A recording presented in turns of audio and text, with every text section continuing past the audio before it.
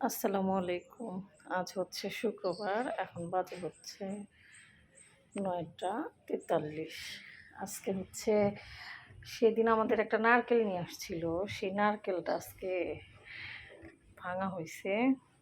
তো নারকেলটা অনেকদিন ঘরে ছিল তো একটু বোধহয় নষ্ট নষ্ট হইছে।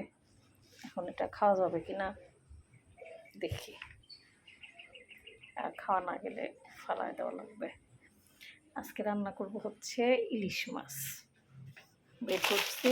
আর এটা হচ্ছে যে মসুর কালাই আছে না, মসুর কালাই। তাহলে আমাদের পিছনে নিয়ে যাই। আজকে আমাদের পিছনের বারান্দায় অনেকগুলো গাছ, সেই গাছে হচ্ছে বেগুন হয়েছে। সেই বেগুন দিয়ে আজকে ইলিশ মাছ রান্না করবো। আপনাদের বেগুনগুলো দেখাই। কেউ মাশাআল্লাহ বলতে ভুলবেন না। আজকে বেগুনগুলো কাটবো, গাছে থেকে উঠায় এই বেগুনগুলো দিয়ে ইলিশ মাছ রান্না করবো। তারপরে হচ্ছে যে আমাদের পুদিনা পাতার গাছ, এটা হচ্ছে সিম গাছ নতুন করে বোনা হয়েছে। এটা শশা গাছ, এই যে শশা, ছোট ছোট শশা। কালকে প্রচুর বৃষ্টি হয়েছে রাত্রে, সারা রাত কালকে বৃষ্টি। তারপরে হচ্ছে যে আমাদের মরিচ গাছ,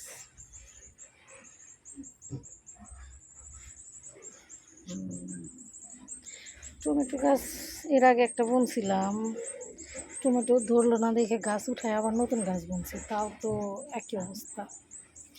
এটা হচ্ছে ভেন্ডি গাছ, এটা একটা মরিচ গাছ। এখানে যে করলা গাছ আছে, যে করলা ধরেছে,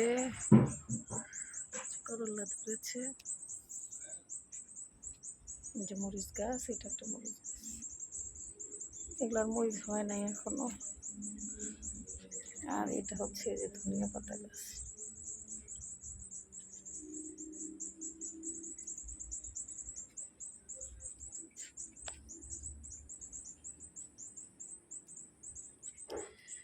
আমাদের পিছন সাইডে একটু জায়গা আছে, মানে অন্যের জায়গা, বাউন্ডারির এই ওয়ালের ওই পাশে। তো এখানে যে পেঁপে গাছ বোনা হয়েছে, ওই যে হচ্ছে লাউ গাছ বোনা হয়েছে।